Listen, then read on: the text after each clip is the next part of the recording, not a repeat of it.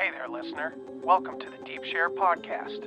I'm your host, Andy Rouse, and for the last couple of decades, I've slowly been opening my eyes to a very different world than the one I grew up hearing about. And the more conversations I have with interesting people, the more mystifying this world becomes.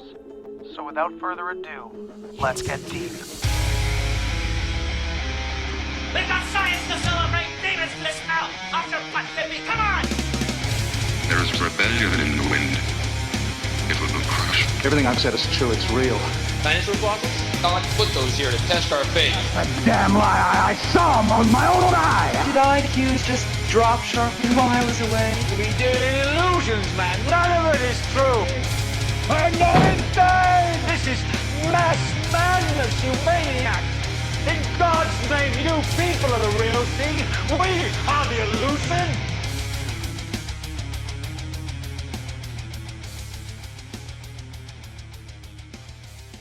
Hi, everybody.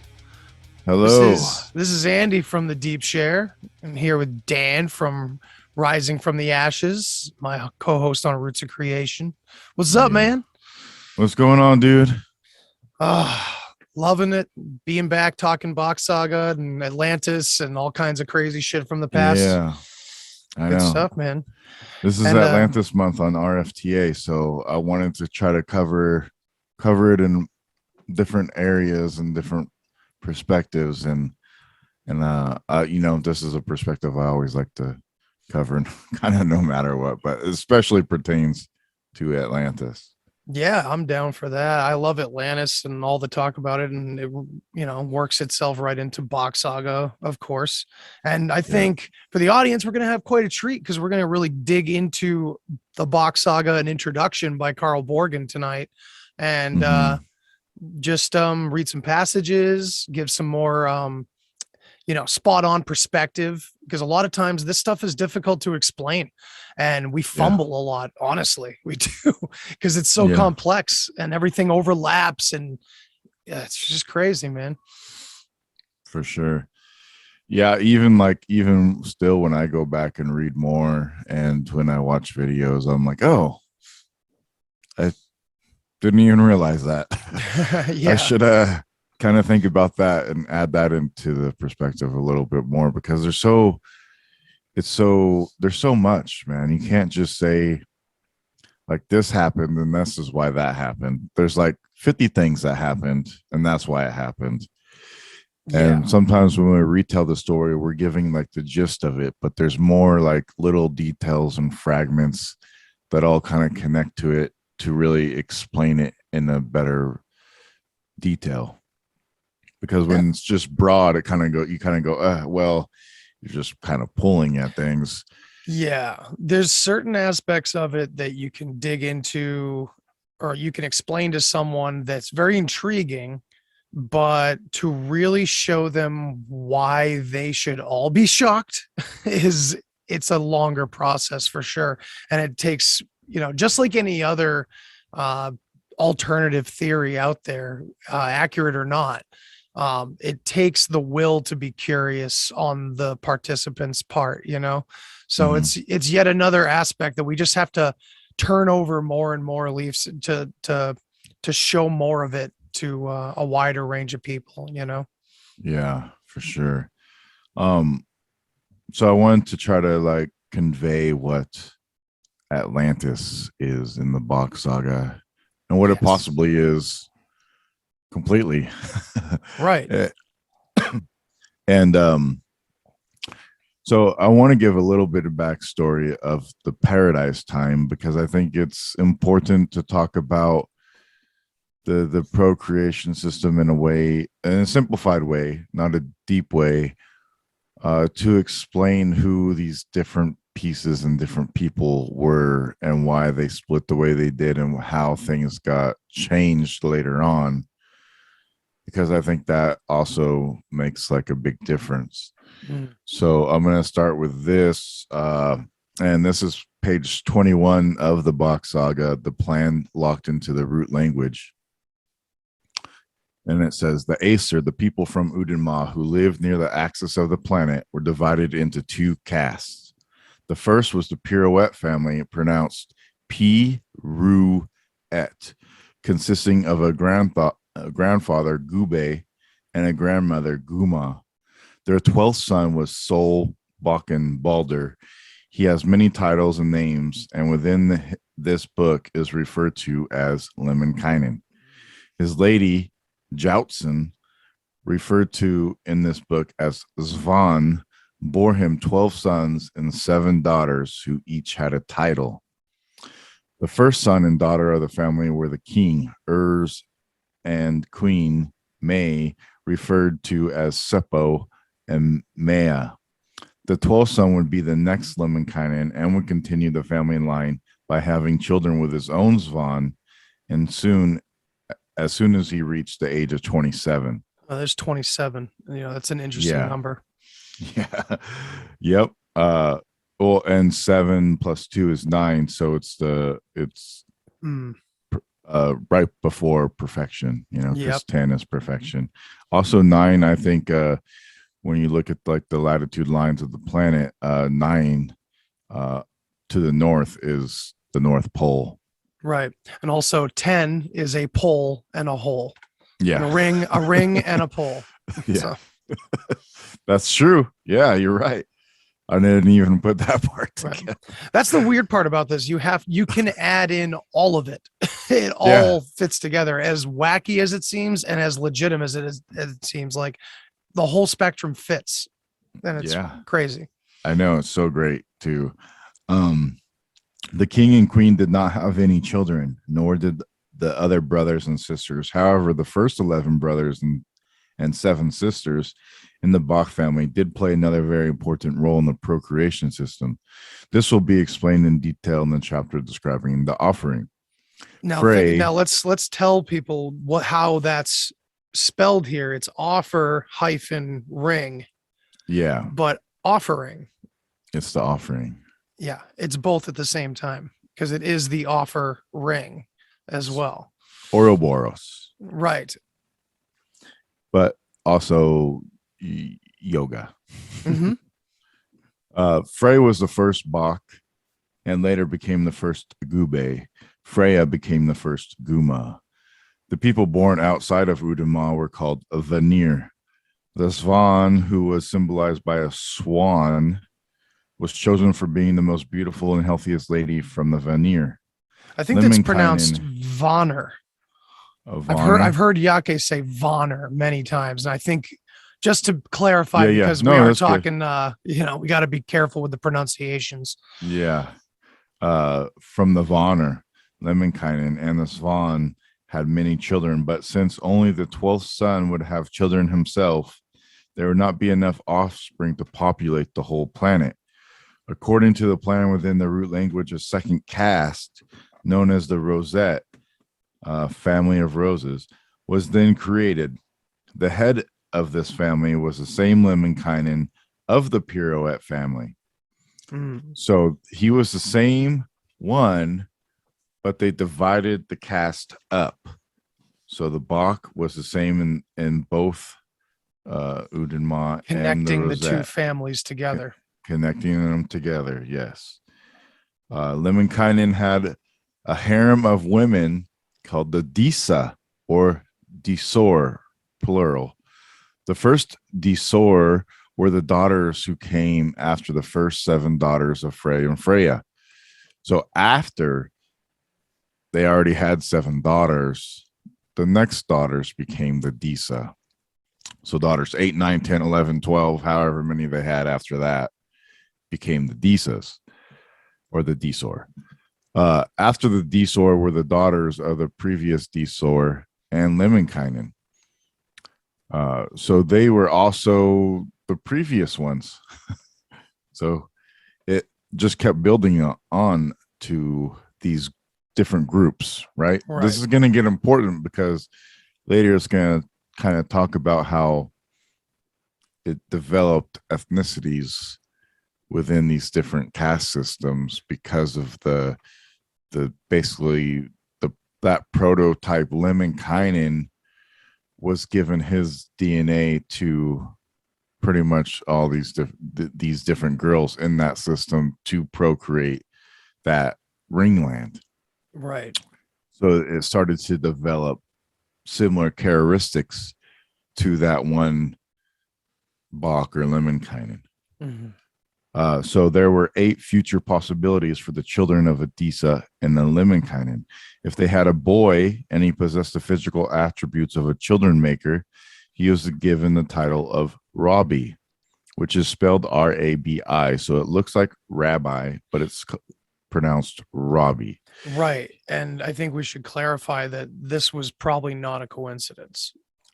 Exactly. Yes. as we that will wasn't see, completely obvious. yeah, as we will see, because when we start to talk about it more, Because we are talking about the pronunciation change and how that is literally how our original language was twisted, was in pronunciations. yeah, and it'll get into that too. He would be assigned a ringland outside of Udenma, where he would hold court and be an all father. A ringland is one of the many territories outside of Udenma of approximately the same size where the Rabbi and a brother and sister would hold court. Now, think about also how, real quick, I just wanted to break in here and go a little bit deeper into that word, Robbie, because that is how it's meant to be pronounced according to Bach Saga. And I've heard it explained as Ra bee, as in a bee that goes around and pollinates. It's the bees of Ra, which Ra sense. is the king. Because doesn't later in have, here, yeah, it's just wild. yeah, later in here they say the way to think of the ringlands is if you were like looking at it from high up, what the ringlands would look like, it would be like a beehive. Right. Absolutely. Yeah. It's with each outer circle touching the next outer circle of the other ringland. Right. Epic. Yeah. So that's, I mean, you see a lot of that bee mythology and like the whole pollinations thing, you know, the birds and the bees. Yeah, dude. The swan and the bee, because we got a swan right here, so that's a bird, and then a bee, right? So the pollinators. Right. If a boy turned out to be an unsuitable children maker, he had 3 options. He would become a nar, in which case he was sent to the ringland, as each court also had a nar.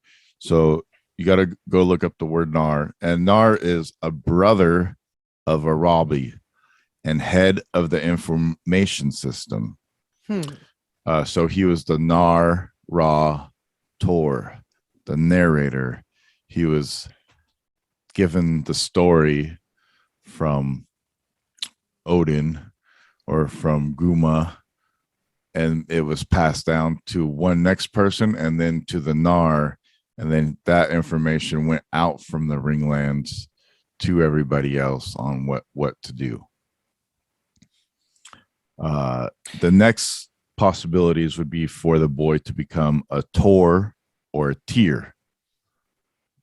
And a tor is a hammer, or it's a heart friend, one of the 8 powers. And heart doesn't mean your heart in your chest. Heart friend means penis, your dick or your clitoris heart.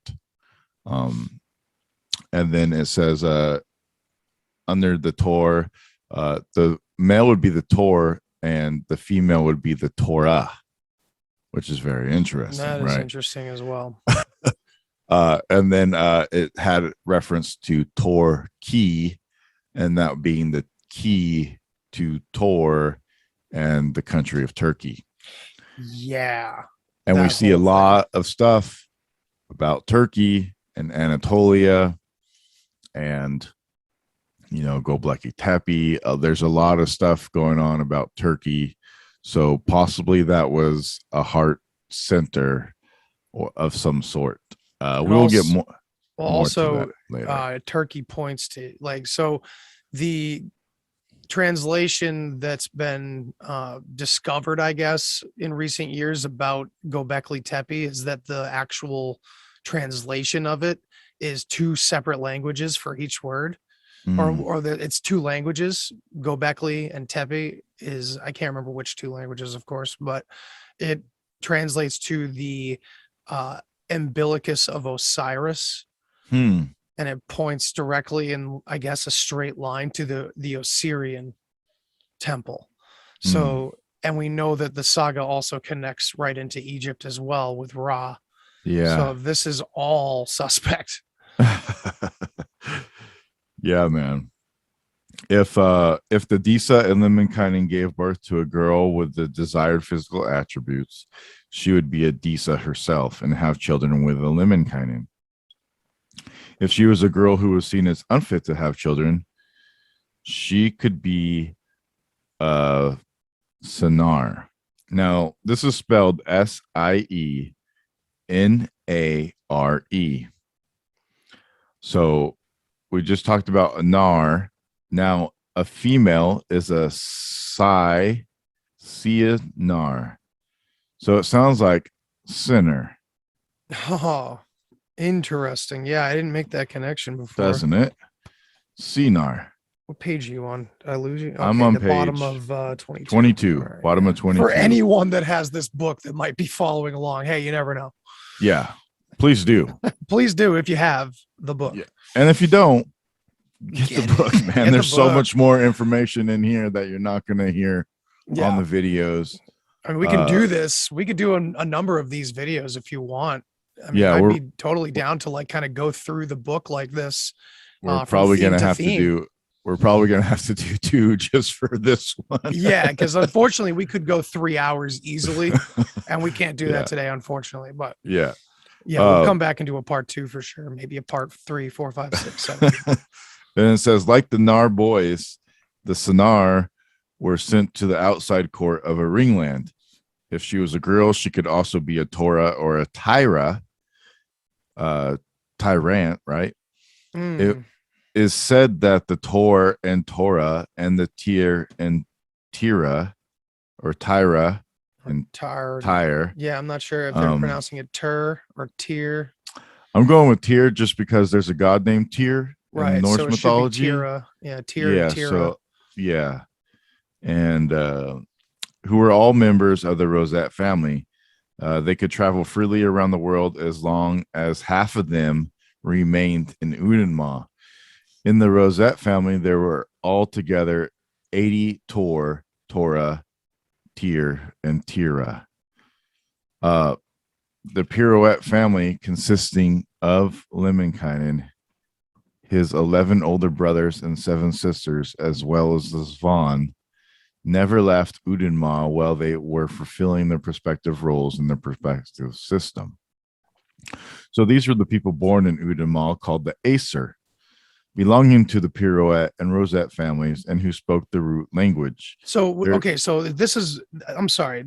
I've Go always ahead. been a little confused about this because we keep talking about like the first family, right? Yes. And maybe other people have been confused about this too. This kind of clarifies that like they all come from one another, but the Pirouette was first. Yes. Just wanted to speak that because we've talked many times about these other names, Yeah. So, okay, go ahead. Sorry about that. No worries. Good for clarification. So these were the people born in Udenma called the Aesir, belonging to the Pirouette and Rosette family. So the Rosette was 2. Mhm. And who spoke the root language. There is much more to say about them, but first let's have a look at those born outside Udenma, who, as mentioned, were known as the Von, singular, or Vonir. Vonner. Vonner. I think it's Vonner. Vonner, yes. I have a hard time with pronunciation. That's 'cause okay. That's okay. I am an American Californian white boy. So I'm gonna be like, Veneer, bro. Sounds like those fake teeth, bro. Yeah, check out those veneers. man. Veneers, man. No, I mean- this is the Vonner. I mean, giant whites, right? Holy shit.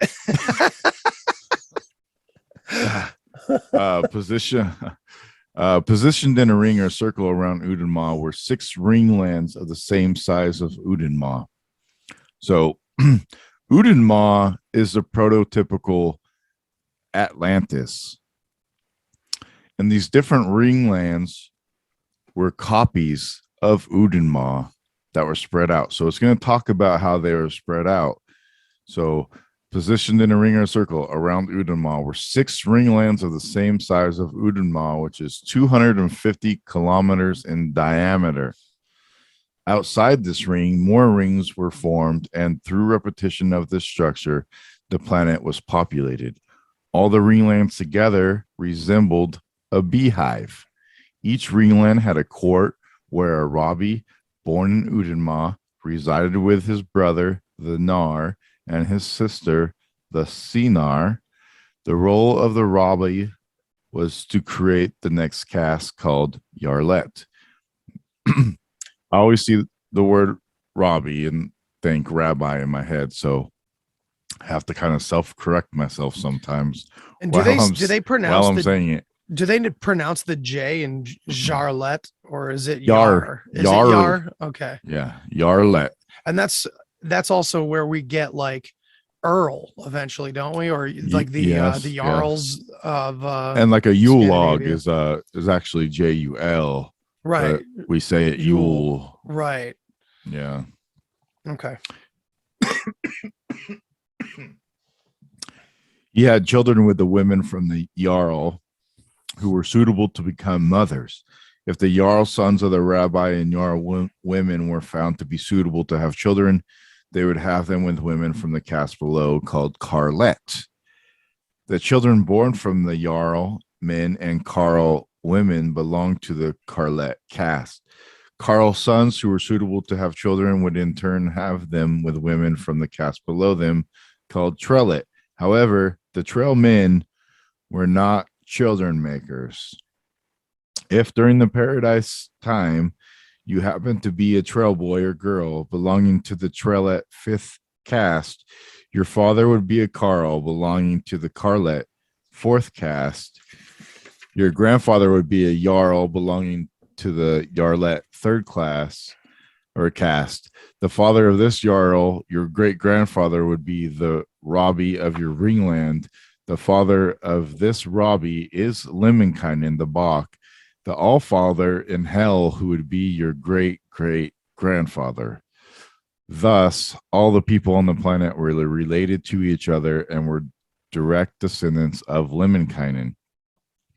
The sperm line that was passed down from Lemminkainen through the different castes is the river of eternal life flowing southwards from hell.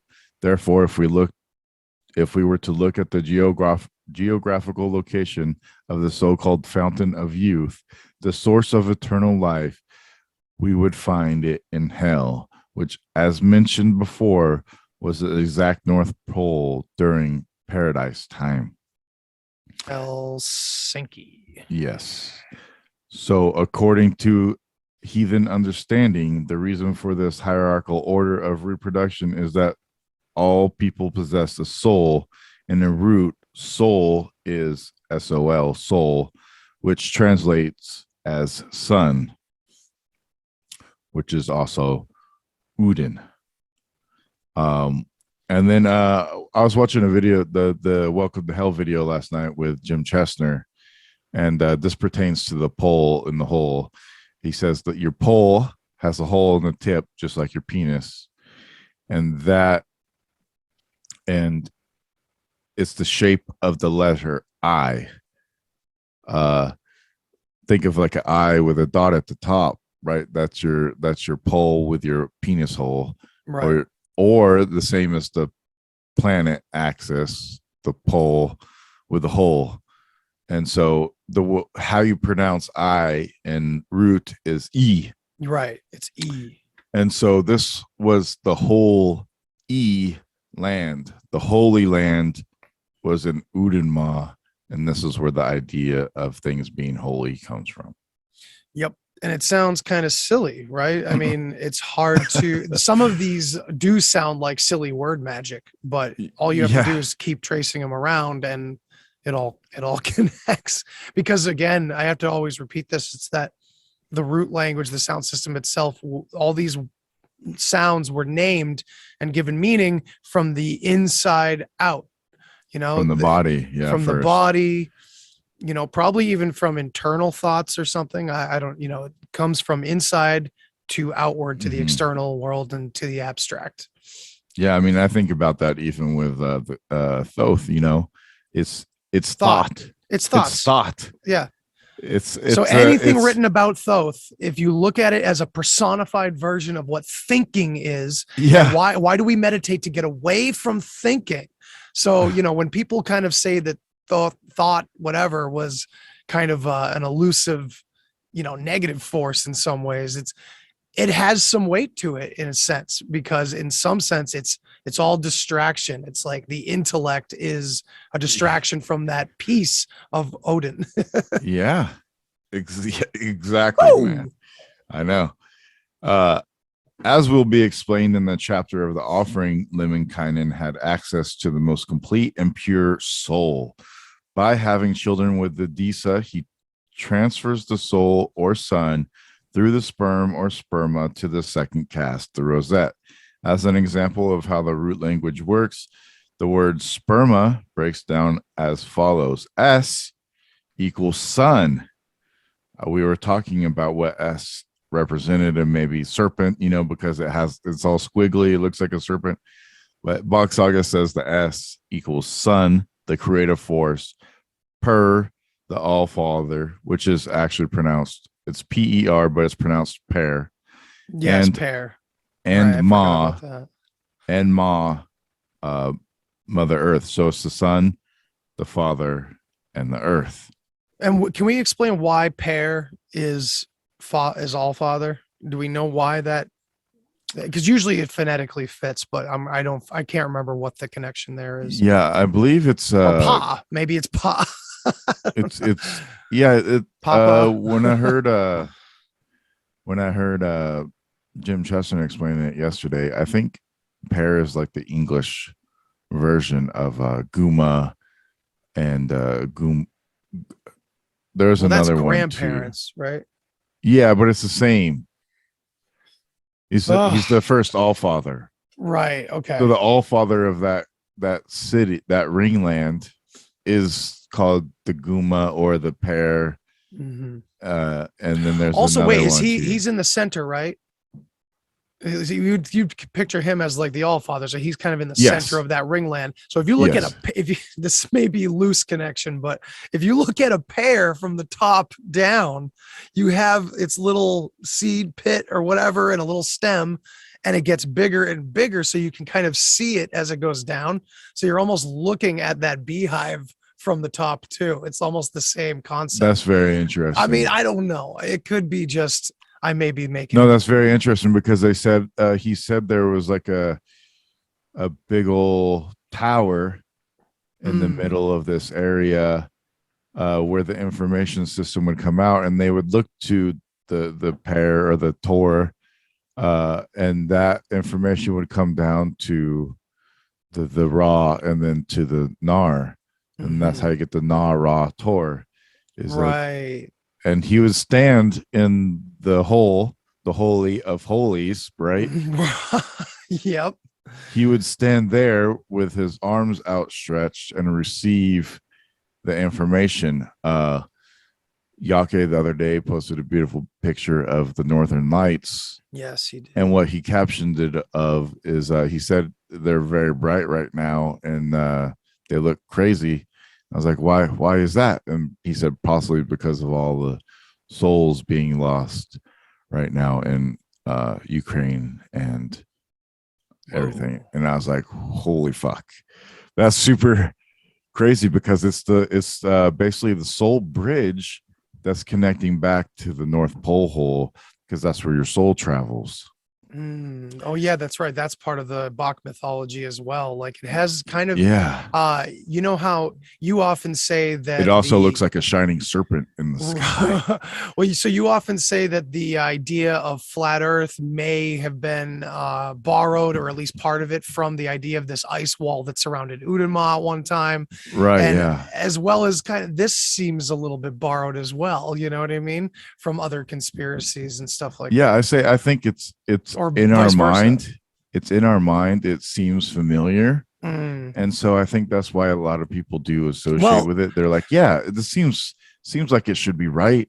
So let's go with that. But it and it in a way it is, because when you're standing at the North Pole looking out, everything's gonna be connected in a different way than sitting on the side of the planet. Maybe we could, at some point today, we could have you kind of re-explain the soul trap at the North Pole and all that, because it would be interesting to harken back to an older episode of mine on the Deep Share I did with a man named Wayne Bush, who runs a website called Tricked by the Light, or it might have been Trapped by the Light. Forgive me, I forgot, but one of those. But he was one of the proponents early on of that theory of, going towards the white light at the end of your life, it all being a soul trap, being a control mechanism. And it's interesting to see how that whole theory may be a subconscious collective borrowing of what the mythology behind that is in Box Saga. Yeah, it's basically your soul gets recycled through the North Pole. Right. Yeah. And we hear that theme in conspiracy theories, but it's more on like a cosmic psychic crazy level. And it's like the lizard people have it all set up for us or whatever, so it's borrowed once again from this much older actual mythology. And twisted and lost and a game of telephone pursues, Yeah. I mean, even like I'm still trying to separate the different family lines and who these different people were in this. Like it gets very convoluted, and you kind of just have to go, you can't really like pinpoint who did what or what. You can kind of understand, but even there's this other chapter that I kind of wanted to read later. If I have time, I will. It's his like epilogue, his ending. Carl Borgen's to the Box Saga, and it's very good. But so as an example of how the root language works, the word sperma breaks down as follows: S equals sun, the creative force; pair equals the all father; and ma equals mother earth. So that's how you get the spare ma. The sons of Lemminkainen and Disa therefore are bestowed with the soul, divided into two. When these rabbi have children with women from the Jarl class, the soul is thus divided once more. The Jarl men will then have children with women from the Karl class, and again the soul is divided. The Karl men have children with the Trail women, dividing the soul once more. As mentioned, the Trail men did not have children. This is where the Bach stops, so to speak. Bach stops here. The Bach stops here. That's right from the book. I didn't even make that joke, Carl. The reason for this was the belief that the soul of the Lemminkainen is now so divided that if the Trail had children, they would not have enough soul. Remember that originally the human race was a hybrid between an ape and a goat. Through this system of selective breeding, the race was stabilized and kept healthy and beautiful. This stabilization came from the Bach family and the health and beauty from the genres, or from the genes of the swan. So because they had a selective breeding process where they only picked the most beautiful and strongest, they kept those ones closer to Ununma, and the weaker and not as pretty ones came down in the caste systems. The Trail men were not good looking. They were not allowed to reproduce, and they also didn't want to diminish the seed anymore. I almost feel like we could eventually, this information, this perspective could be,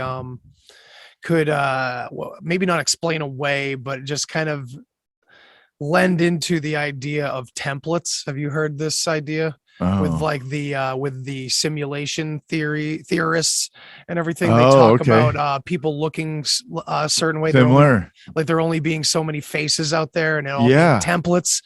And it's a great idea, and it fits a lot of different levels of reality. I agree with that idea, though. You know what I mean? Well, I also see it as these roots right here. We have like specific family lines being purposely, gotten to, they've been created on purpose. So, and that's why I wanted to read this this part of the book in particular because it describes, now this is the paradise time. This is what they were doing. So it's going to refer back to this sometimes in the Ice Age, and then sometime after the Ice Age, it's going to refer to what they did in the paradise. They're always trying to go back to the paradise time because that was how they were supposed to do things, because that was a natural process to do it in. But because of different things that happened, cataclysms and whatnot, they had to change the way they were operating these systems and into systems. So stems, these are the systems. These, like, they have stem mothers also that produce children outside of the Udenma family. So you have all these. It gives the idea of what the perspective of the paradise time is, and then into the Atlantis time, and Atlantis being the focus, because I think this box saga gives so much backstory on a different aspect of Atlantis than we all perceive it, and why the things were they were the way they were. Because when you start to see and understand how they lived in this time, you can understand why they had to have technology, why they had to innovate, and all these other different things had to come from that. Because then you can see these different prominent things in the Atlantis story as being, oh, that's how they pulled that out of there, because it's a bigger, complete picture to what people just pull parts out of, and we're constantly trying to bring on the archaic revival, as McKenna called it. There's always a desperation. It's almost the same as adults longing for childhood again. It's fractal, of course. It's always this longing of the past. It's in us on so many different levels, including a literal history. It's wild how this all connects. Yeah. So then it says many rituals and festivals played a role in both the judging of these deemed suitable for the task of reproduction and the choice made by the women of which man from the caste above them would become the father of their future children. Right. The women made the decisions in that category. Yes. In the Ringland, there were special places where people would gather to conduct these rituals. The festivals were held at particular times during the year, and all the people of the Ringlands attending would play a role in the events. For the heathen people, the production of the next generation was the single most important responsibility in their lives, and thus the festival and other ritualized actions that were involved in this task were considered the most important. The Bach Saga gives a detailed explanation of these vital events in another part of the story. Even those who did not have children of their own would play important roles in these events. This also involved countless rituals that will be dealt with later on in the book. So I wanted to touch on something here that's important to me, because yes, I feel as though we're living through a time right now, at least in our country, and it may not be, it's just all manufactured for the most part, of this complete breakdown of family, and the idea that children should be members of the group, you know what I mean, and raised by everyone. And in a way, from a perspective, I can completely understand how that would, in fact, be extremely helpful on a massive scale to society and those children and the people raising them, everyone involved. But at the same time, the way it's manufactured out there in the legacy media and everything else, and all the science that's coming out about it and shit, the sociology, it's all geared towards, of course, destroying what was to make way for this more archaic idea. While back then, in reality, it's a mix of both. It's the ones that do have children and do create these familial bonds that we've carried on for generations, but also that everyone was involved with everyone together. So it was a mix of both, rather than, of course, how it's always manufactured, which is get rid of what we have and make way for what was before in a completely misunderstood way. Yeah, I think we also have to understand too that this is millions of years ago. So Oh, sure, of course. archaic as it sounds, this is like, where humans are babies. We're getting our baby legs. We're just finally starting to understand anything. Yeah, that's an important from fractal aspect right there. We have to understand we grew up as like a human being grew up, yes, exactly. And that's why the Bucks named everything after their dicks and shit. Like, everything was immediate. My son looks at his dick constantly when he's taking a bath. You know what I mean? Yeah, I mean, it's just you have how to it think is. of you have to kind of think of how you were as a child too, and you have that childlike mind, and you kind of get that one track mind of just everything has to do with that aspect, And the birth So- of the ego, for sure. Oh yeah, for This sure. invading force of this evil force that's in our world Yeah, may have just Your been an thoughts, your unchecked consciousness. collective ego, Yeah. man. Right. That's what I thought. And Thoth often seemed like he could be good and bad at times. Exactly. It's because he's like, we finally developed a way to actually consciously think. 'Cause Right. we weren't able to like consciously think before. We were just like NPCs in a way. We were just like procreate, sleep, eat, procreate, sleep, eat. That's It was like, just an echo from this system that once had an extremely important purpose, suddenly was just by nature, of course. yeah. So I mean, when people hear about the offering system and stuff, they're like, oh God. Yes, of course. You have to realize like a lot of this was all during the ice time and the paradise time. Yeah. We're talking This infancy. yeah, this didn't really happen later in like the AD period at all that I know of. I'm not even sure that it happened much in the BC or what we explain as time. I'm not even sure if it happened that much during that time. I think there was different like sects or groups that probably were trying to keep that alive and were doing it, but for the most part, not very many different peoples around the world were really participating in this offering system anymore. No, it was perverted may not even be the right word, but again, it was like telephone.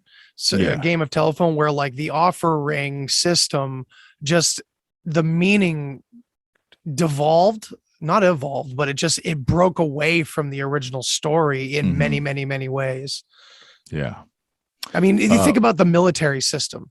Yeah, I want to talk about that. We got to really talk bad. about the military I really system do. at some point, because the Box Saga's interpretation of the word military, the whole concept behind it, is all procreative. It's not destructive. There's no soldiers of war. There's soldiers of love. It's completely different, and it's of course completely inverted. Mila, Tor, E, right? Right. Tor is heart friend, which is the friend, your lover, your penis, your hammer, your but it's also described as like someone can have a Tor, right? Like there is a there's a you best have friend. your heart friend, Mila, Tor, E. And Mila. So there's many, and your E is your penis. Right. It's a lot of dicks. Yes, a lot of dicks. Again, it's kids. It's kids. Captain is cup of tin. It's a cup that they filled with the tin sperm and then drink. Okay. And then there's soul, soldier, which is soul die or the soul dyer. And what is that? He was a soul dyer. Yeah, he was a soul giver, basically. Oh, right. Okay. Yeah. And I wanted to get into it with Yake too, because obviously he knows a lot. Yeah, I think it was like 9 soldiers filled the one cup, and the chieftain drank from that, or the captain. I can't remember. So then you got to think about the band Limp Bizkit and the name of that, and like that horrid, disgusting game we all heard about, jizzing on a cracker. Gookie cookie. Yeah. And it's like, well, where does that come from? Oh, only humanity's origins. Sorry. Yeah, Well, we don't have to talk about Limp Bizkit though.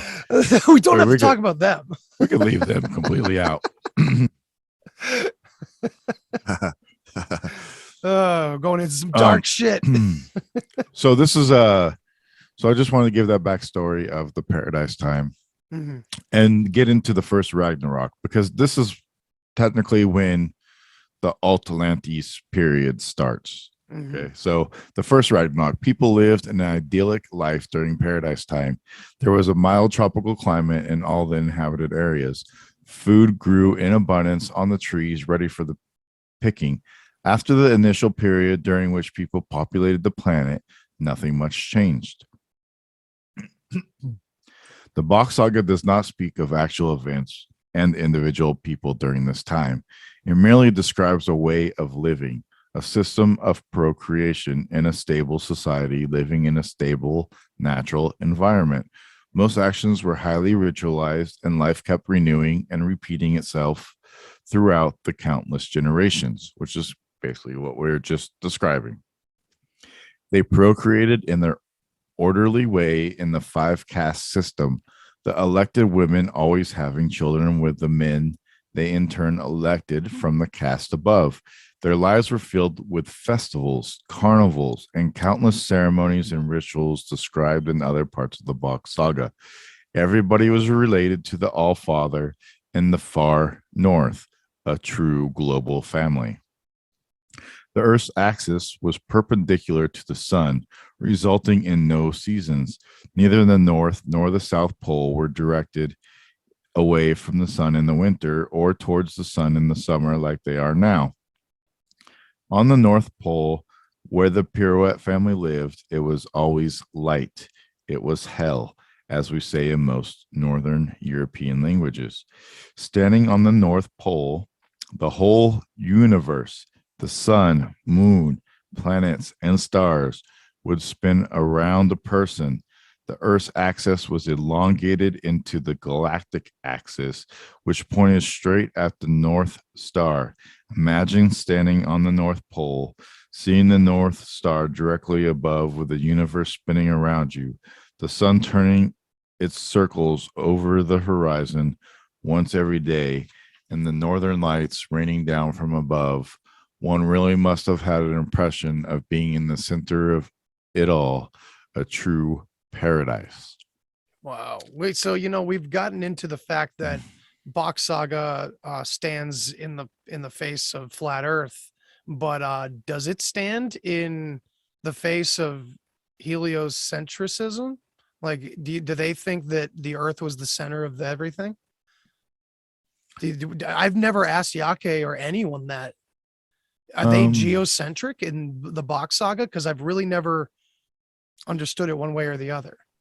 No, I think they think the sun is in the middle. I think because that's why the sun is like the soul, it's the Okay. giver, and everything revolves around the sun, right? Okay, Everything, okay. even in the saga, everything revolves around the Right.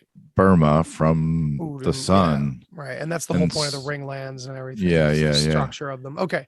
Now I was So just wanted I to would think clarify that. in that aspect, they'd be I could almost see why Yeah. it almost sounds like Borgen is suggesting, like, can you understand their perspective, thinking that it was the center of everything, but maybe not, or maybe that was an initial feeling. Maybe that's where geocentrism came from initially, but that the more intelligent, I don't know, maybe down the line they figured it out or something.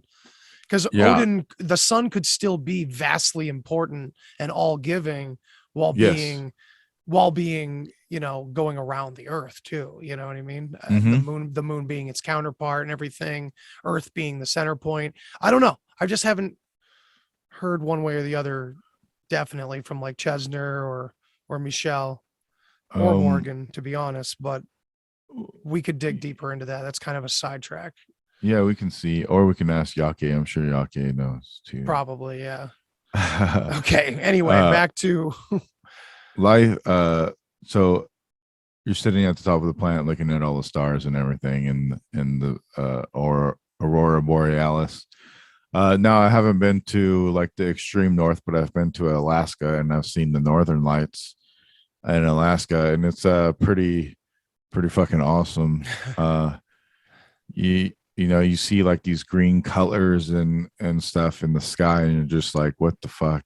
Yeah. It's so vastly different from anything here. But you're seeing those colors, that color spectrum, you know, in the sky. It's so I can understand like how they got like a rainbow bridge or like these shining serpent sky things or something like that. Could definitely, you could, if you've seen this big old like squiggly streak going through the sky that was super bright, like you'd be like, oh, look at the shining serpent in the sky, Right. you Right. know. So and then people would probably refer to them as like, look at those, oh, they come from the shining serpent, or you know, that they're those serpent people that come from the north. Right. Exactly. So this all came to an abrupt end when disaster, oh wait, I skipped a paragraph. Life was good and stable on earth as it is in the heavens. We lived on our planet, plan et, translated as family plan, the plan encoded within the root language. All this natural and spiritual beauty lasted for a very, very long time. This all came to an abrupt end when disaster struck 50 million 10,034 years ago on the 24th of July, calculated from 2018. In the Bach Saga, it is called the first Ragnarok. It was the first destruction of Udma, the ringland of the North Pole, and the Aesir people inhabiting it. The Earth and the galactic axis tilted in a matter of 3 months, resulting in the Earth starting to revolve around another point about 23 degrees from the previous one in hell. 23. Another thing that I recall is I heard an archaeologist on a podcast. I think it was Earth Ancients. Shout out to Cliff. And she was saying that they had found a bunch of archaeology, but for some reason they were 23 degrees off of point of where they should be pointed to them. And I was like, oh, I know the answer to that. Interesting. It's because the earth tilted, motherfucker. They found a bunch of what, like fossils Or or structures. Yeah. Oh, shit. With like their you know, their little peepholes for their calendars and stuff like that, and they were off by 23 degrees. Yeah. That's nuts, dude. So that means that had to have happened millions of years ago, Right. according to Saga. I'll Right. say, you know, I have no fucking clue. Saga just keeps getting more and more creepy, more accurate. Yeah, this signaled the beginning of the Ice Age, and hell froze over. Mhm. According to the saga, the atmosphere condensed into ice. After the events, all the ringlands in what is now Northern Europe, Russia, and North America were covered in thick layers of ice. Nobody could live there anymore, and those who were not lucky enough to escape their icy fate perished by a stroke of Ood, which means fate. Udenma remained ice-free, but was surrounded by walls of ice reaching kilometers high into the sky. The saga calls it the Altland-Is period. The all land ice period. We sound like Yes. broken records at this point, but I think it needs to be said a I million know. times. That's why I kind of want to give a little bit of backstory of this and then get into this part, because we have said this a million times. That's okay, because we haven't really dove deep into it. Yeah. The fact that these these many sites, these many ringlands that we see are all echoes of this original place. Right. Again, always trying to get back there. Maybe that's why the dates are all screwy too, because these were many different times, always us trying to get back to the paradise time. Atlantis in the root language means all the land is ice. If we think about lands, we think, for example, about Finland, Rusland, Greenland, Norland, Iceland, England, Scotland, Ireland, Friesland, Eastland, Poland, Saxland, and so on. South of the ice, south of the Pyrenees, Alps, Himalayas, there are no so-called lands.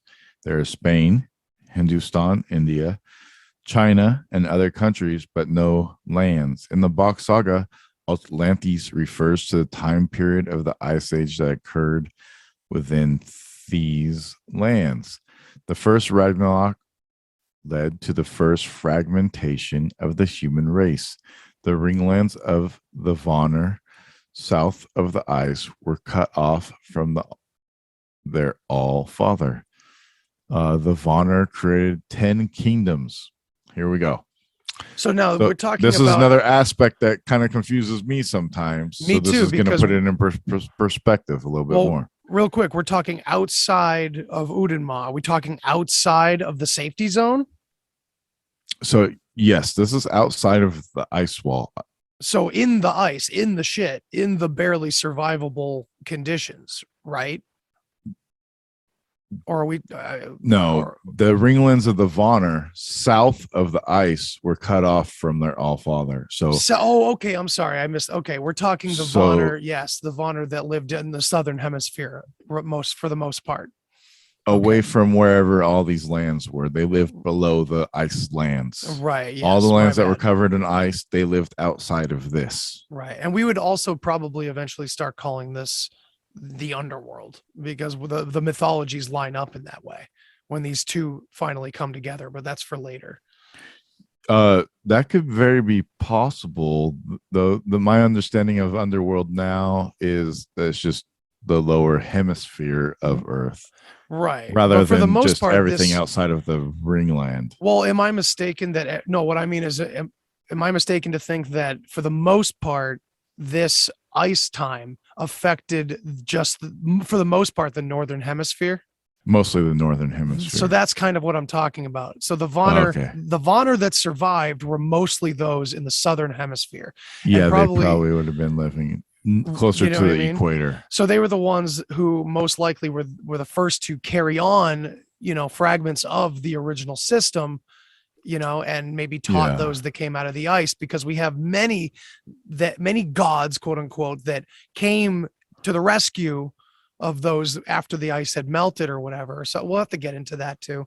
It's so Yeah. complex. I mean, that's like 33rd parallel stuff, and technically that's not really under the equatorial line. So right. it's not. I'm not sure how much of that is underworld, or maybe possibly everything from that 33 to the lower 33 is the under and upper. Could be, yeah. I was just thinking about the all of like fall. the Midgard, supposed Midgard area to Right. the Middle Garden. Mhm.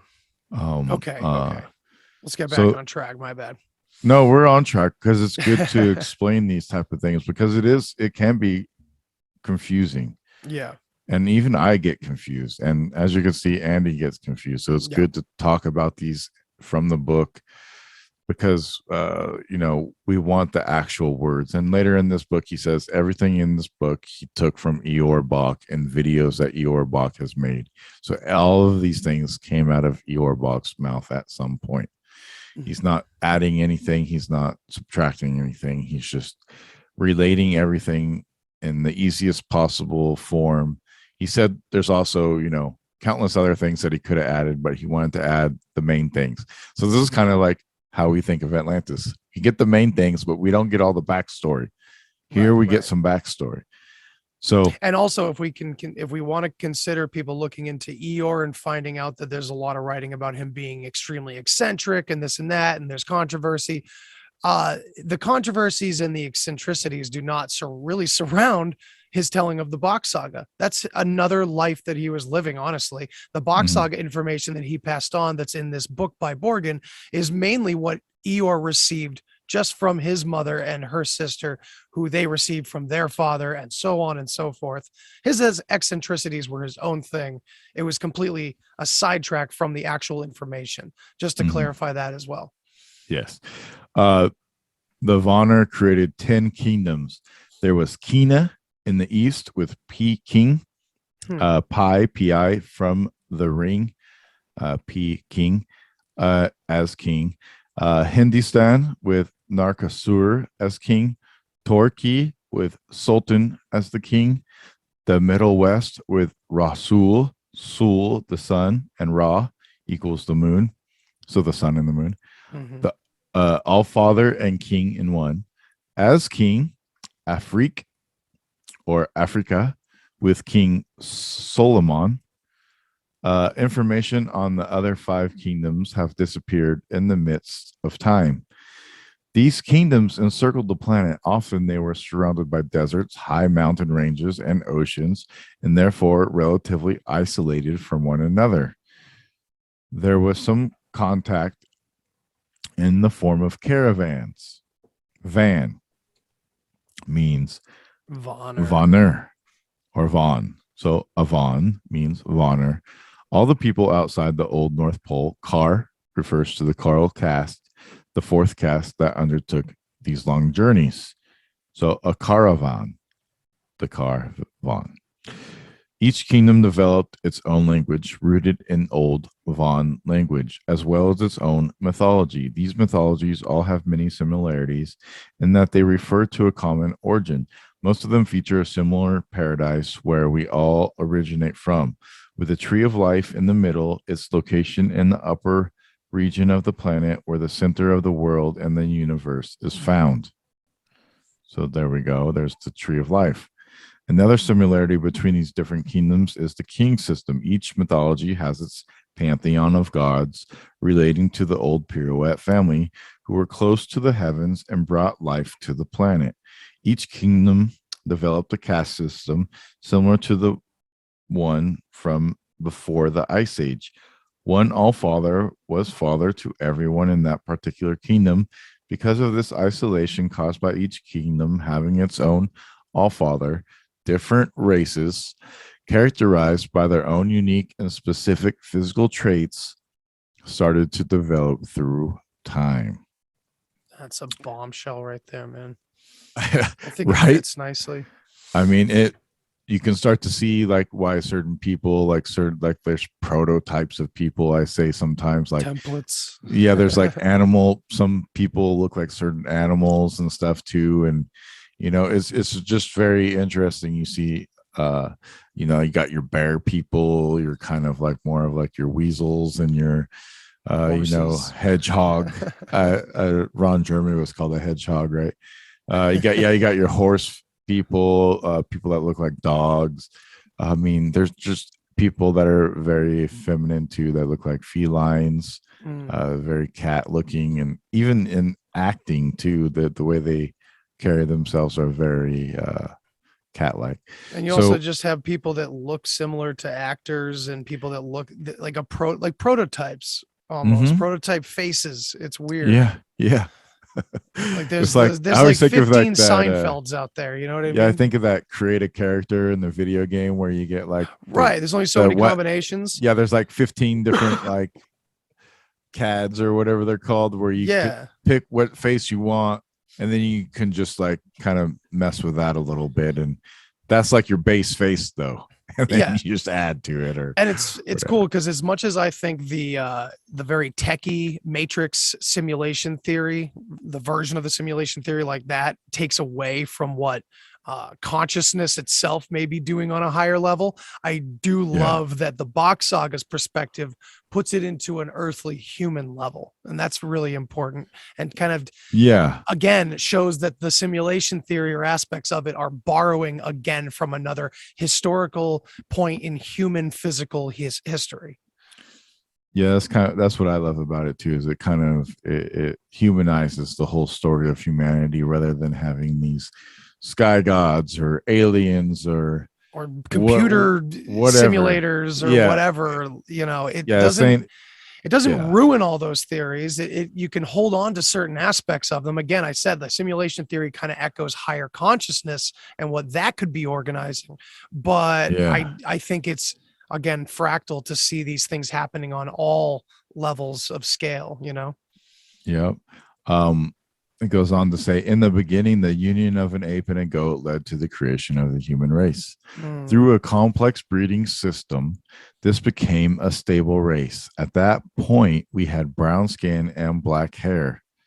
After the split into 10 kingdoms, we developed into the various races we have today on our planet. The caste system within these kingdoms differed on some crucial points, with the one with hell as the center of the formal global system. Let's just quickly recap how this initial global system functioned. There were 5 castes. On top of the planet, there was the Bach, whose title was Lemminkainen, who had many sons with the women of his harem. These sons had children with the girls from the caste below. Their sons had children with the girls from the caste below that, and so on. The boys from the last caste did not have children, but contributed to the offering system, which will be explained later in the offering chapter. Lemminkainen had another special lady outside of his harem. She was elected as the healthiest and most beautiful woman on the planet, called Svan. Together, they had many children.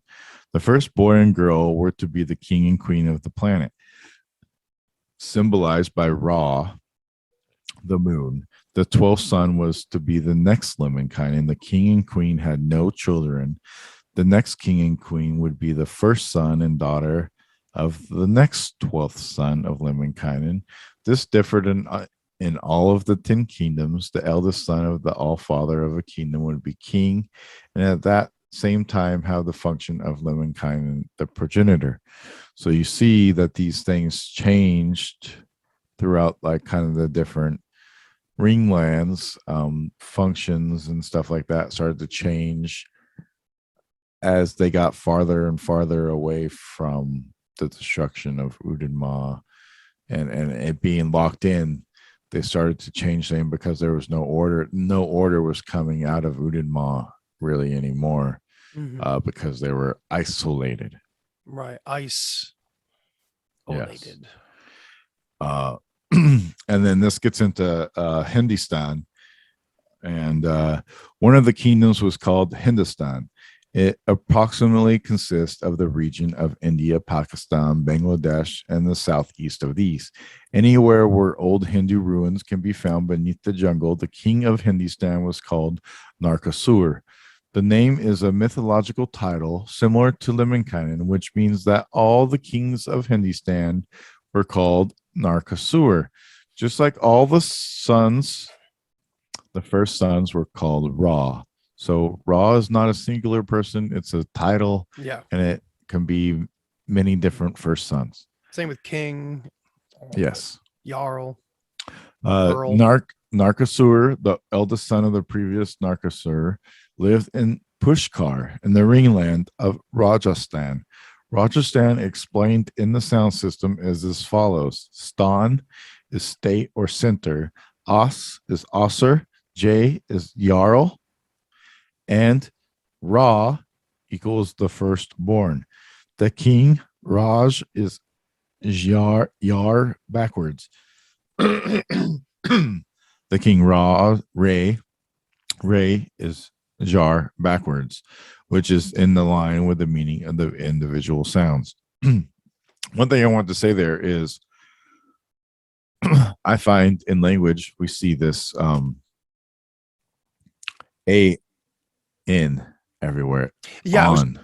I was thinking of Salt. I wrote down Sultan because I'm thinking of On, the sun Yeah, god On. from Sumer and Mesopotamia in general. Yeah, you see the on, and you see also R, architect. You see that, but then you see the opposite of that too, and you see Ra, right? Everything ending in Ra. That's something that I've noticed too, and it's usually like whatever the opposite of the other way is. It's just the opposite, or it's in somehow related with male and female sometimes too. It's just an opposite translation.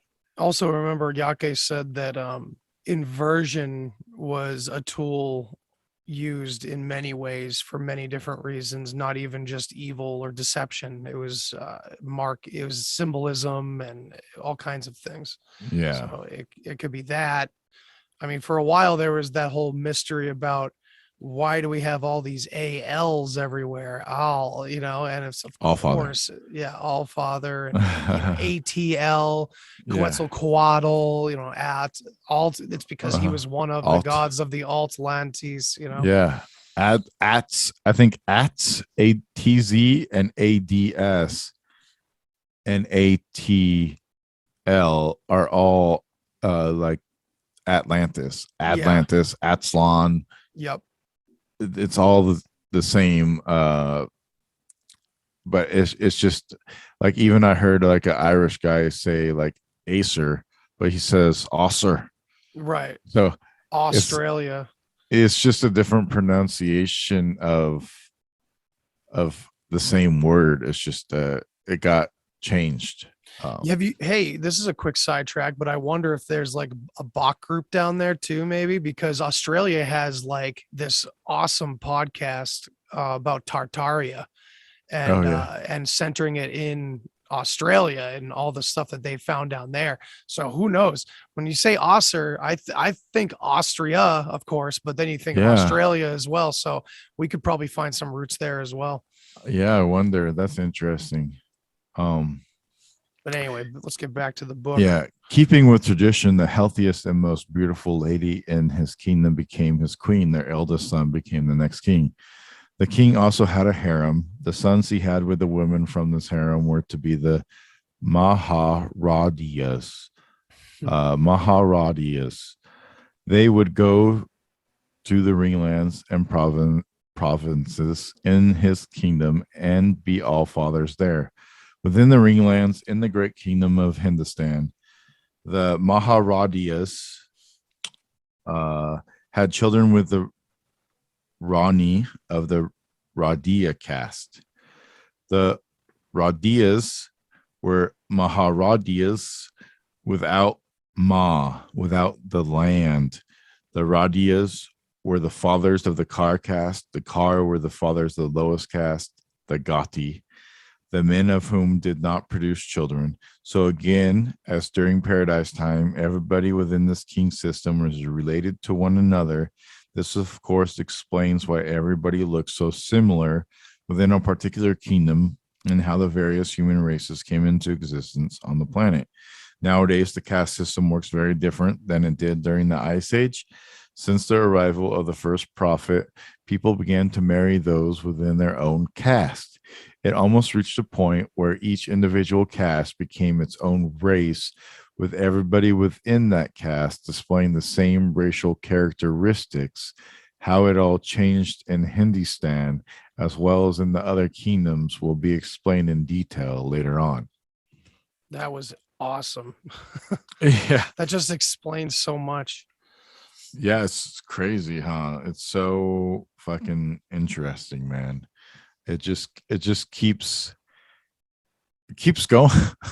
That's the thing. It's our entire so much history. It's literally starting over and reading our entire history from a completely new perspective, a very old one. But yeah, I think I want to. Maybe this will be the last one. It's only a couple pages. Sure, but we can do this and then kind of round it out. Yeah, we got a little bit of time. From the old North Pole, a meridian line ran south, dividing the planet in two. This is page 54 for anybody that wants to follow along. It extended from Hell to Hellas, the or axis from hell, which is the modern day Crete. It splits Crete into two parts, and where it leaves Crete on its south shore, we find another clip hall, similar to the one on Udin's and Udinma. Just east of this meridian is the near east, and west thereof the near west. The kingdom of Torquay was situated east of the line in Crete. The Sultan or Torquay had a son with the healthiest and most beautiful lady of the kingdom. Their son was destined to be the next sultan. He continued to have more sons with his harem, some of whom were called emir, growing up to be all fathers in the provinces called emirat. The sons of the emir were with a title were called pasha. The sultan of a later period moved his capital to what we now know as Istanbul. The ruler of the kingdom west of the meridian through Hellas or Crete was Rasul. Despite a difference in names, the kingdom's order and systems, procreation, titles, functions, and rituals were very similar to that of the other kingdoms. The Roman Empire evolved from Rasul with its mythological all-father figure Jupiter. Rasul, Rome. The Pope still today resides in St. Peter's Basilica, albeit missing the initial syllable U, J-U, yeah. and representing a very different mythology. So they're saying St. Peter is Peter, but it's missing the Jew. All right. Remember? Right. So remember a long time ago when we did that conversation? Yeah, we I was talked talking about how Ptah, the god Ptah, and it is comes Peter. Yeah. Yeah. It all fits. And so missing the initial syllable of Jew. So these perhaps were the missing Jews or the wandering Jews. I'm not entirely sure. Yeah, we're not there yet. I but don't. We're dancing around these ideas. Know. Yeah. Possibly it has some connotations with the Roman Empire and these Rasuls. But I don't know. When these two kingdoms were established just after the start of the Ice Age, the Sultan and Rasul had a shared residence on the capital of Crete, situated on the Mediterranean, or on the Meridian, sorry. The mythologies of the 10 kingdoms, with their pantheon of mythological figures, depict the manner in which the procreation of their respective societies was organized.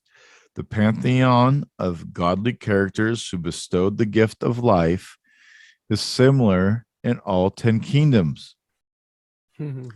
Being mythological figures, these gods were immortal because they were not real. So they were immortal. They were titles. Yes, they're titles.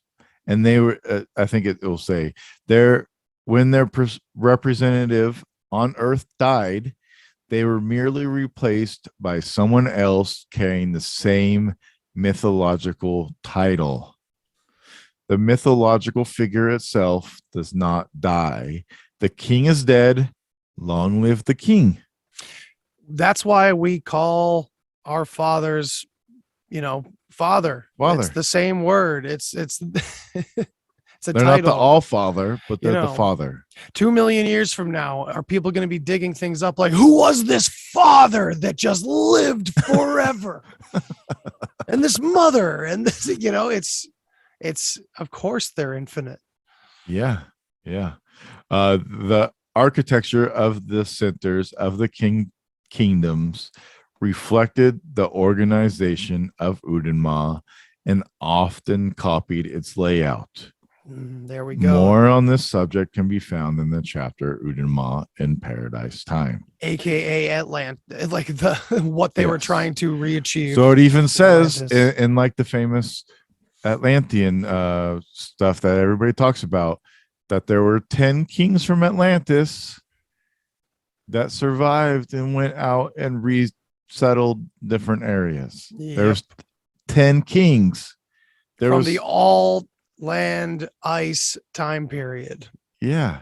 So I mean, it's amazingly it's in here. I mean, yeah, man. So along with all the dicks, there's stuff you really have to look at. And this is probably going to be controversial for another decade at least, I think, before it gains I mean, maybe I'm being negative about that. Maybe I should have more hope that we can, get more, I don't know, the eyes of people that can kind of shake things up as much as we can on this subject, because yeah, it's very controversial and there's a lot of weird shit in there, but only through understanding and patience and, really digging through everything are we going to really be able to put everything into perspective the right way.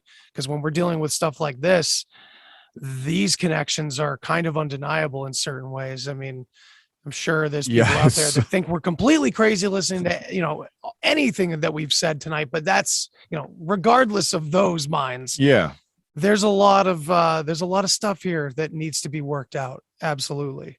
And likewise, I don't necessarily believe everything in here, Not every bit of it, but I entertain what it's telling me. And I think that's kind of what we're doing with Roots of Creation also is we're going into it to see, if things are making sense or if it just doesn't make any sense. Can some of these things be verified?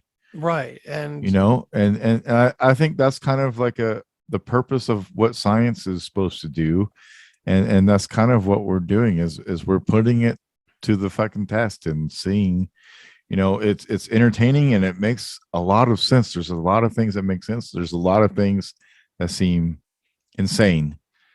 But if we don't entertain it and we just throw it out, and this is our fucking past, right. Like, what are we doing? Yeah, man. I mean, I would say that, you, me, and Yake together in Telegram, our chats are mostly trying to, we're making connections and we're showing each other things, but for the most part, our minds are set at dispelling certain things, throwing out the riffraff and keeping what fits.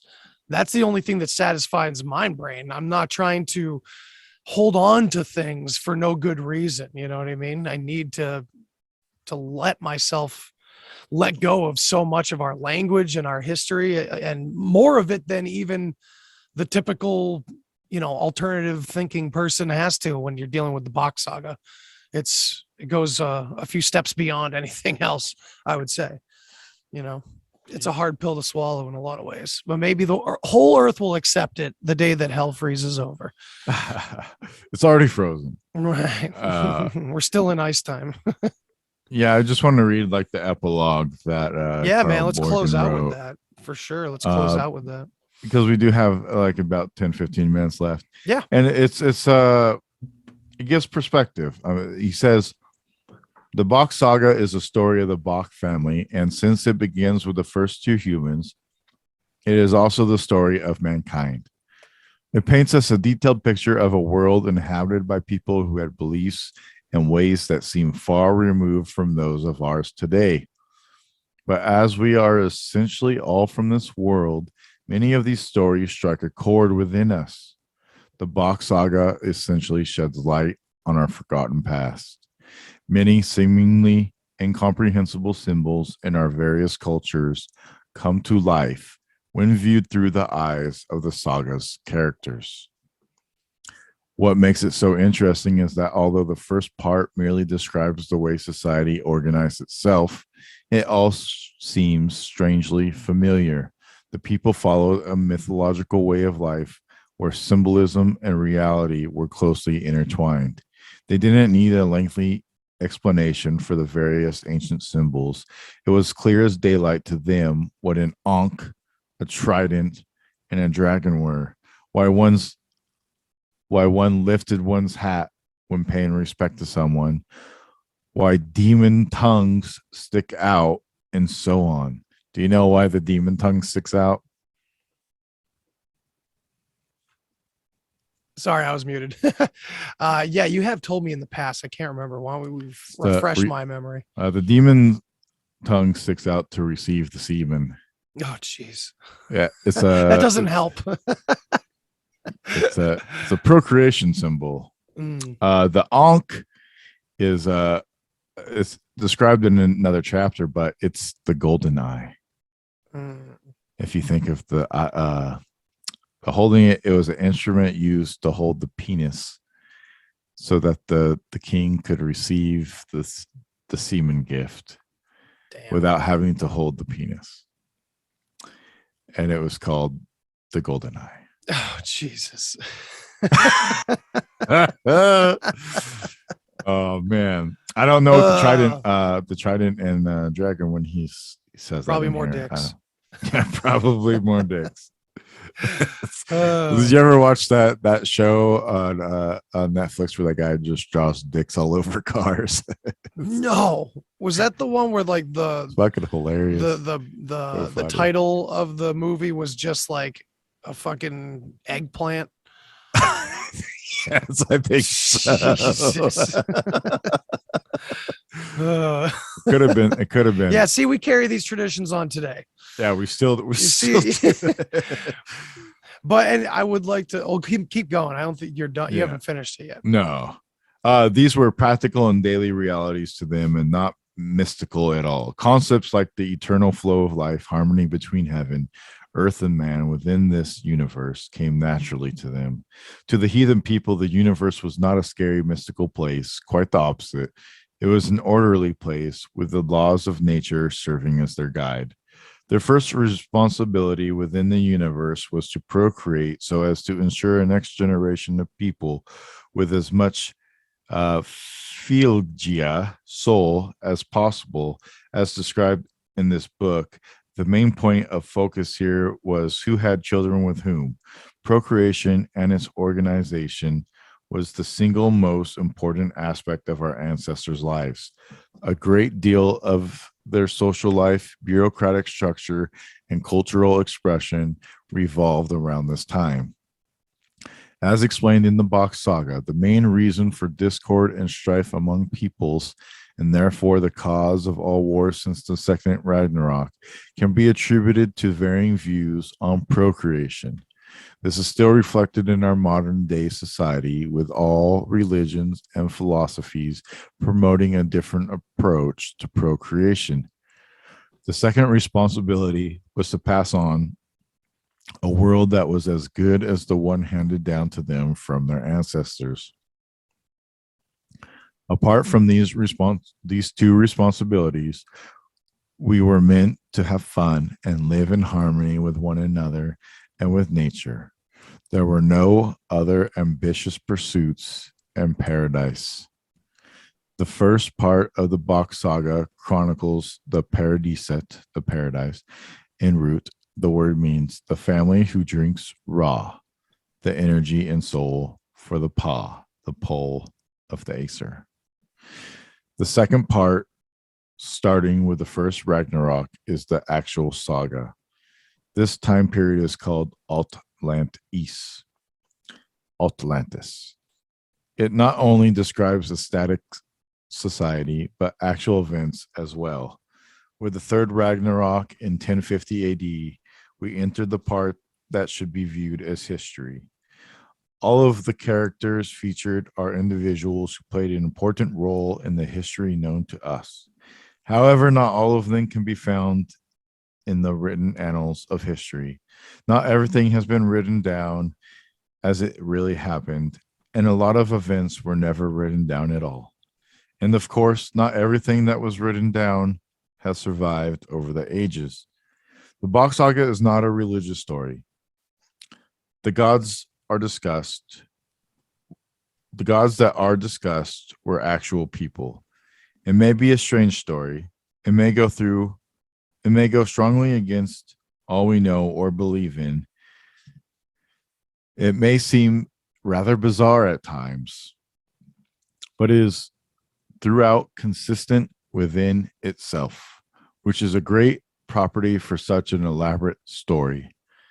At almost no point the laws of nature seem to be transgressed.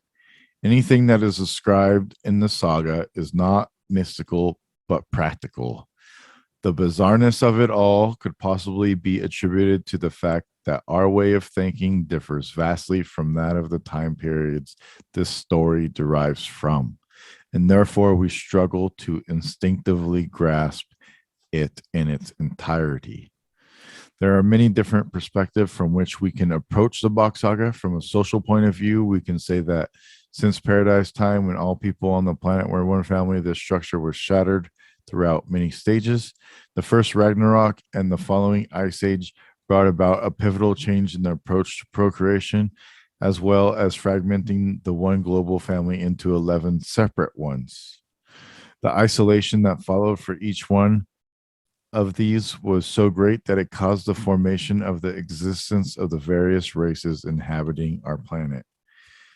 As discussed in this book, after the second Ragnarok, the Arctic family split into three, and then after the Atlantis, the Vanir, and the Ten Kingdoms came into contact with one another and mixed to form new kingdoms, such of those as the Mongols, Tatars, and Slavics.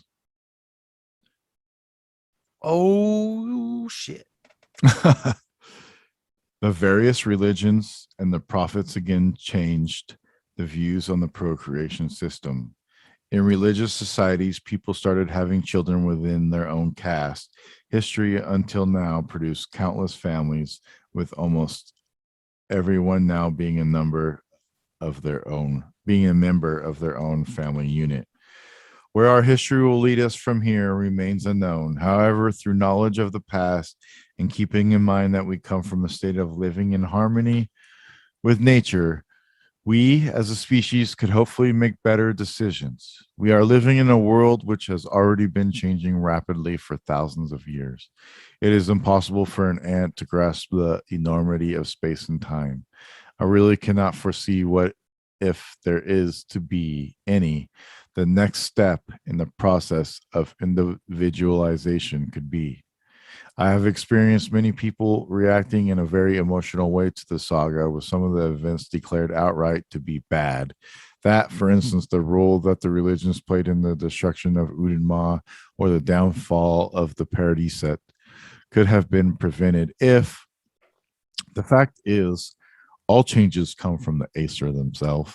The prophets were all Aesir people. I do not think someone could or should have done something that would have changed the course of history. The Bach Saga is not sensitive to the individual actions of a mere few generations. The Bach Saga itself exceeds this book. And of course, there are many more books that can be written about it, crammed full of stories and information of how people used to live, and the traces of this left in the fairy tales, legends, architecture, symbolism, in short, our shared culture. I hope they will one day be written by people who listen to Eeyore Bach's lectures and by people who can use the key he gave us to unlock our shared history. In researching this book, I collected countless video and audio recordings which were made by Eeyore Bach himself. In addition to this, I spent hour upon hour listening to the stream of knowledge that was imparted to my friends Kevin and Michelle during the decades of Eeyore Bach's lectures. The parting questions I asked them were, what do we want from life? What is the purpose of us humans on Earth? Why were we created by nature? What is the purpose of it all from a Bach Saga perspective? The following is what transpired. We are the gardeners of nature, so it can continue to exist. We can maintain the wonders of nature. Only a human being can walk through a forest and clean it up. We did it until recently. One could walk barefoot through the jungle. We still have all the images of paradise and fairy tales in our collective psyche. Our role of caretakers of the planet is to preserve its beauty and make everybody feel welcome in this world. During full moon parties, we marvel at the stars. We are healthy and strong. This begged the next question. So what went wrong? And I think I'm going to leave it at that. Yeah, I like that. And we will continue that paragraph, the rest of this epilogue, and maybe we'll get into some of the other things that happened to answer that question. What went wrong? Hell yeah, man. Let's do a part 2 on this. This will be our own little sidetrack. Yeah. You know, with this being not an exclusive like Roots of Creation episode or anything, but this is Yeah. stuff that ties into everything that a lot of us in this community are talking about across many different disciplines and topics. So Yeah. it I know. just kind of ties into all of it, man. I just wanted to really do it because we're doing Atlantis this month. And to me, like, how can I talk about Atlantis and not talk about Box Saga? Right, because there's going to be different perspectives on locations, and this shatters that. This kind of puts an umbrella over it. And I have a real hard time without if people can't get past that. We're having a hard time right now. We're at a point right now where Atlantis has some viability here, like to be used in a way that we can understand it. But without this perspective, I think we're really, and unfortunately it's buried within this complicated story. It really is. Yeah. And I also want to bring in Ignatius Donnelly to this. Yes, we should at do some the point. same thing. Let's do a book report on him too, man. Yeah. I think I have one more good hour and a half to 2 hours that I could do Atlantis from the Box Saga. And then we could probably tackle some Ignatius Donnelly and show how it compares to these things. And also I want, when people listen to RFTA this month and we talk about Atlantis and Tartaria and stuff, think about this Atlantis perspective and see if you know, things ring bells in your head. Like you go, oh, that's what he said about, that's what it said in the Box Saga when he was reading it too. So it's very interesting that you're getting these different sources that are saying similar things. And even I heard recently that the Pillars of Hercules were originally called like the Pillars of Saturn. Oh, interesting. And it wasn't called like the Mediterranean Sea. It was called like the Saturnian Sea or some shit like that. Or the Atlantic was, or something like that. I can't recall exactly, but I was like, well, I need to get into that more and try to find out who said that and see if I can find that too. But yeah, man, and it just made me think, I'm not sure if this would be a separate series for RFTA or just embedded within the Atlantis series. It probably would be separate. You could probably do a separate series on the North Pole itself, because the North Pole, I'm always fascinated by this, the magnetic mountain versus a possible vortex, which would be the total opposite, possibly both, depending on which story you're listening to. We have Udenman, we'll get into that in the second part. They talk about the Yggdrasil tree, right? And how that was part of the sinner. That's awesome. Okay, guys, everybody listening, I really appreciate you tuning in. I am Bach in business. Yeah, and excellent. The Deep Share's back up and running, and we're gonna be pumping out episodes, and the Witness is coming as well. For anyone looking forward to that. And so I thank you all for sticking with me, and thanks for the support. And RFTA listeners, if you're putting this out on your end, right? Thank you for tuning in. Yeah, man. Thank you. Check out Atlantis month and Tartaria. Big guest this month. It's going to be quite fun, quite enjoyable. We have a star-studded group show at the end of the month. That's going to be, I think, awesome as well. It's going to put a lot of different perspectives together. We're really going to get into this, and it's going to be exciting. So tune in, check it out, listen, and that's it, man. Hell yeah, man. man. Just listen. I don't even care about anything else. Just tell us where we're wrong. Just give us your ideas. You know? Yeah, take it in, process. Don't judge it until you understand it. Yeah. Put it up against everything you've got. And that's the whole point of this. And that's what we need. We need more participants doing that. So, and if you don't agree with something because it's tell us not true, that's fine. But if you don't agree with something because you just don't like the way it sounds, I mean, dude, there's a lot of that here, unfortunately. We got like the devil's tongue situation. Yeah. You know, I don't like it at all. there's a lot of stuff we don't It's like fucking either. gross. We're also not necessarily saying that whatever group emerged with this knowledge into the modern world, we're good guys. We don't know. We're going to get into what went wrong on our part 2 of this. Yeah. Right. So we'll do that. And it will probably cross some pretty controversial lines on that episode. I know for a fact we will, with what we talk about off air. So, yeah, it's going to be intense, and feathers will be ruffled in many directions, and that's fine with me. Yeah. Cool with it. So We love you all. wake up, motherfuckers, and you know, and we love you too, though. We love you. Yeah. and I'm the devil you need, not the devil you fear. Beautifully said, man. All right, Danunaki, peace out, and everybody listening, thank you very much. Peace, man. Thank you. Take it easy. Thanks for listening to this episode of the Deep Share Podcast. If you want to hear more, then hit that subscribe button.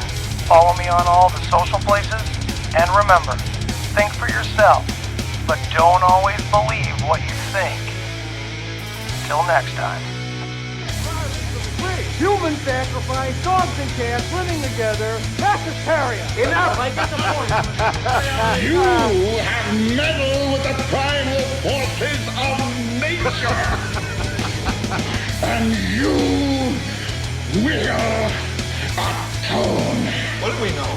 What do we know? If I know what we know, then I can tell you what we know, and if someone else knows, okay?